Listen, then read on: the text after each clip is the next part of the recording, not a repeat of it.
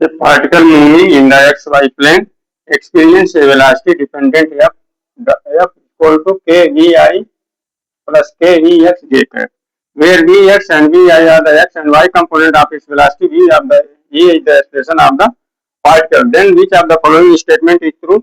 ये JEE main 2020 में आया हुआ है।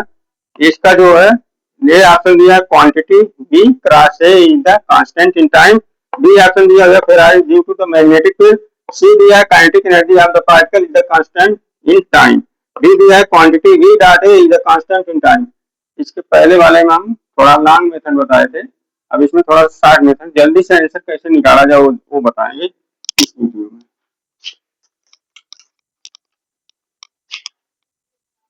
अब जैसे हम ए वाला बता दिए थे, ए वाला ट्रू है, एक ही ऑप्शन ट्रू होगा, जे मैंने भाई ओनली वन करेक्ट होगा। तो यहाँ quantity v cross A is the constant in time, ये तो सही हो गया है। लेकिन अगर मान लीजिए हम इसको लेके चले, इसको लेके चल रहे हैं बी वाले को, या फिर आई ड्यू टू मैग्नेटिक फील्ड, तो आप ये जो पूरा फिजिक्स पढ़ लेंगे, पूरी फिजिक्स पढ़ लेंगे, जब 12th वाली पढ़ लेंगे तो मैग्नेटिक फोर्स जब पढ़ लेंगे, मैग्नेटिक फील्ड पढ़ लेंगे, तो जैसे F is equal to q B cross B, तब आप अच्छे से इसको पकड़ पाएंगे। सिर्फ काइनेटिक पढ़े रहेंगे तो आप पहला जो मेथड बताए हैं उस वाले से करेंगे तो आ जाएगा। वेक्टर पढ़े रहेंगे, काइनेमेटिक्स पढ़े रहेंगे, वो वाला लगाएंगे तो ये इस तरह आंसर निकलेगा वी क्रॉस ए, जो थोड़ा लॉन्ग रहेगा। पूरा जब पढ़ लेंगे तो ये वाला लगाइए और आपको कैलकुलेशन करने की जरूरत नहीं, सीधे आंसर निकलेगा।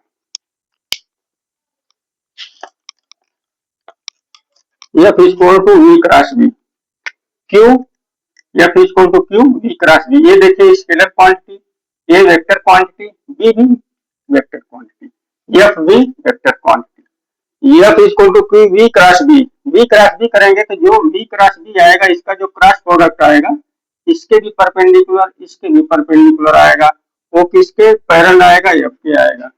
तो एफ इसके भी परपेंडिकुलर रहेगा, इसके भी परपेंडिकुलर रहेगा। एफ जो मैग्नेटिक फोर्स रहेगा चार्ज के वेलोसिटी के भी परपेंडिकुलर रहेगा और मैग्नेटिक फील्ड के भी परपेंडिकुलर रहेगा।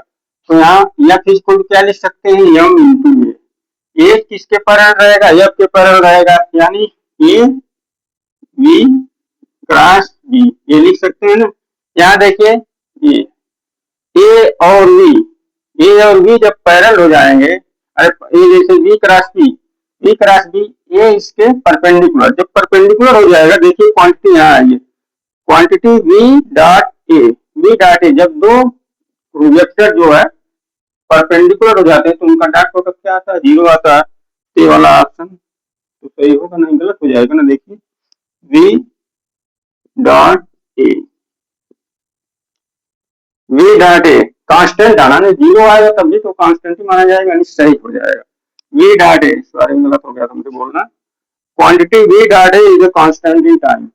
कांस्टेंट अगर जीरो भी आएगा तो उसको कांस्टेंट मान लीजिए ना भाई, हो जाएगा कांस्टेंट माना जाएगा। V dot a equal to क्या आ जाएगा जीरो, यदि ए दूसरे के परपेंडिकुलर है तो जीरो आ जाएगा, इसको हम कांस्टेंट लिख सकते हैं। अब इसके बाद आ जाइए kinetic energy of the particle in constant in time, kinetic energy of the particle in constant in time, ये कैसे जीरो इक्वल टू कांस्टेंट कैसे होगा, ए एक्सेलरेशन है, बी वेलोसिटी है, और बी क्या है मैग्नेटिक फील्ड है। ए इसके परपेंडिकुलर, बी भी ए के परपेंडिकुलर, बी भी ए के परपेंडिकुलर, तो वी डॉट ए करेंगे तो वेक्टर है, वेक्टर बी, तो दोनों क्या है perpendicular to each other, perpendicular to each other हो जाएगा तो उनका डॉट प्रोडक्ट क्या हो जाएगा, जीरो हो जाएगा, जो कांस्टेंट वैल्यू देगी। ठीक, अब आ जाइए दूसरे वाले का, ये वाला सही हुआ, ये वाला देखिए कैसे,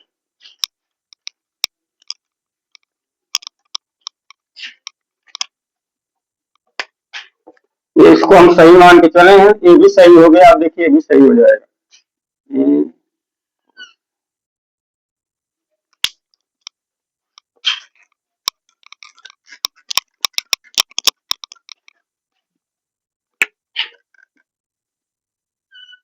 यूनिफॉर्म मैग्नेटिक फील्ड में कोई चार्ज पार्टिकल रखेंगे और परपेंडिकुलर उसमें वेलोसिटी रहेगी तो सर्किल मूव करेगा ना। तो जैसे मान लीजिए ये हो गया हमारा एफ, तो ए वी ऐसे जाएगा, एफ ऐसे लगेगा, वी ऐसे लगेगा। ठीक, अब इस तरह से घूम रहा है। देखिए हमेशा क्या है, जो एफ की डायरेक्शन होगी वो ए की डायरेक्शन, देखिए ये इसके परपेंडिकुलर हमेशा आएगा ना, देखिए यहाँ भी आ जाएगा, तो ये इसके परपेंडिकुलर भी ये हमेशा परपेंडिकुलर रहेगा। ये हमेशा परपेंडिकुलर रहने का मतलब क्या, सभी टाइम पर क्या रहेगा, ये वैल्यू कांस्टेंट आएगी। अगर हम इसको गलत मान सही मान के चलेंगे तब, इसको सही मान के चलेंगे तब। अब देखिए kinetic energy particle in constant in time, देखिए वी जो एक सर्किल पर चल रहा है ना, पार्टिकल एक तो सर्किल पर चल रहा है, वी वेलोसिटी से ना, वी वेलोसिटी से सर्किल पर चल रहा था, इसकी स्पीड कांस्टेंट रहेगी ना, speed is constant in at time, सभी टाइम पर स्पीड कांस्टेंट रहेगी। जब सभी टाइम पर स्पीड कांस्टेंट रहेगी तो सभी टाइम पर काइनेटिक एनर्जी कांस्टेंट रहेगी। काइनेटिक एनर्जी क्या हो जाएगा हमारा, K equal to 1/2 mv square. देखिए ये क्या है, टाइम के रिस्पेक्ट में कांस्टेंट है, टाइम के रिस्पेक्ट में कांस्टेंट, अगर ये टाइम के रिस्पेक्ट में कांस्टेंट रहेगी, टाइम के रिस्पेक्ट में कांस्टेंट हो जाएगा,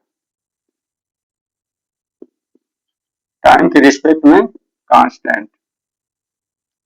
तो काइनेटिक एनर्जी यानी हमारा ये भी सही हो गया, ये भी सही हो गया, तीन तो ऑप्शन कहाँ सही होंगे, एक ही सही होगा, करेक्ट ओनली वन होता है ना, तो हमारा ये सब नहीं होगा, हमारा सब ये वाला सही होगा, ये सब गलत है, ये वाला सही होगा, ये वाला जो पहला वीडियो बनाया था। आसान तरीका क्या है हमारा, वही जो हम इस तरह ऑब्जर्व करके बताएं, ये वाला सही, इस तरह करेंगे शॉर्ट टर्म में, पहला वाला वीडियो रहेगा वो थोड़ा सा लॉन्ग टर्म है।